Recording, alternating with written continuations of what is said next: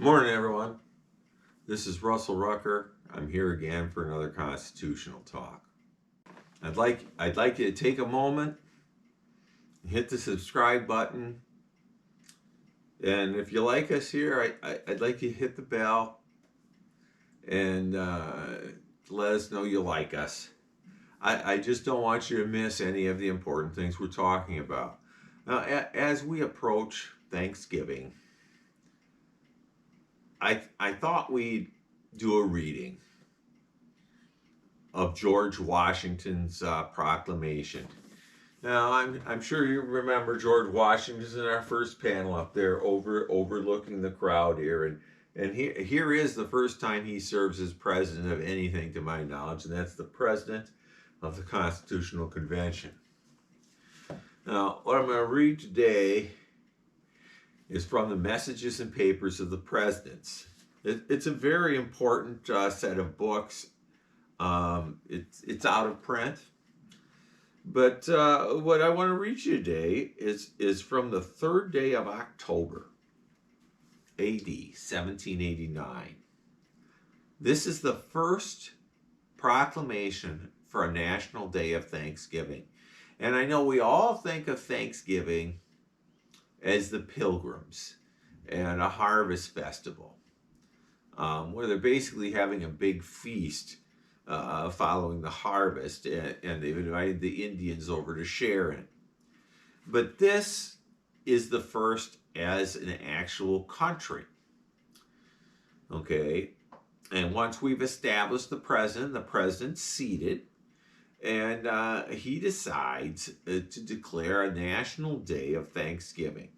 So a proclamation, a national day, Thanksgiving, where it is the duty of all nations to acknowledge the providence of Almighty God, to obey His will, to be grateful for His benefits, and humbly to implore His protection and favor. And whereas both houses of Congress have by their joint committee requested me to recommend to the people of the United States a day of public thanksgiving and prayer, to be observed by acknowledging with grateful hearts the many and signal favors of Almighty God, especially by affording them an opportunity peacefully to establish a form of government for their safety and happiness. So really what you're doing here is you're thanking God for the government that's been set, our good government that is now under our current Constitution. Now, therefore, I do recommend and assign Thursday, the 26th day of November next, to be devoted by the people of these states to the service of their great and glorious being, who is the beneficent author of all the good that was, that is, or that will be, that we may then all unite in rendering unto Him our sincere and humble thanks to His kind care and protection of the people and of this country previous to their becoming a nation, for the signal and manifold mercies and for the favorable interpositions of His providence in the course of the conclusion of the late war, for the great degree of tranquility, union, and plenty which we have since enjoyed, for the peaceable and rational manner in which we have been enabled to establish constitutions of government for our safety and happiness, and particularly the national one now lately instituted for the civil and religious liberty which we are blessed, and the means we have of acquiring and diffusing useful knowledge, and in general for all the great and various favors which He has been pleased to confer upon us. So he's really covering an awful lot of ground there. He's thanking God for pretty much everything, for everything that has been, everything that is now, and everything that will be. And that includes today.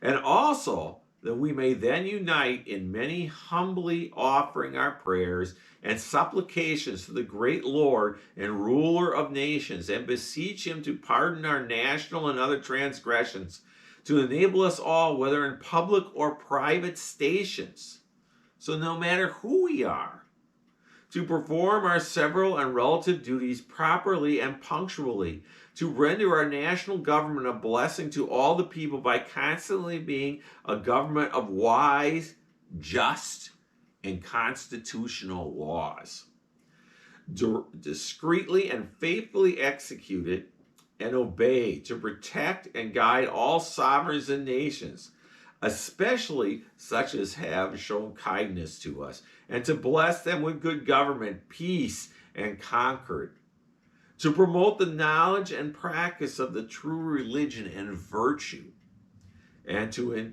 the increase of science among them and us, and generally to grant unto all mankind such a degree of temporal prosperity as he alone knows to be best, given under the hand at the city of New York, the 3rd day of October, A.D. 1789, George Washington.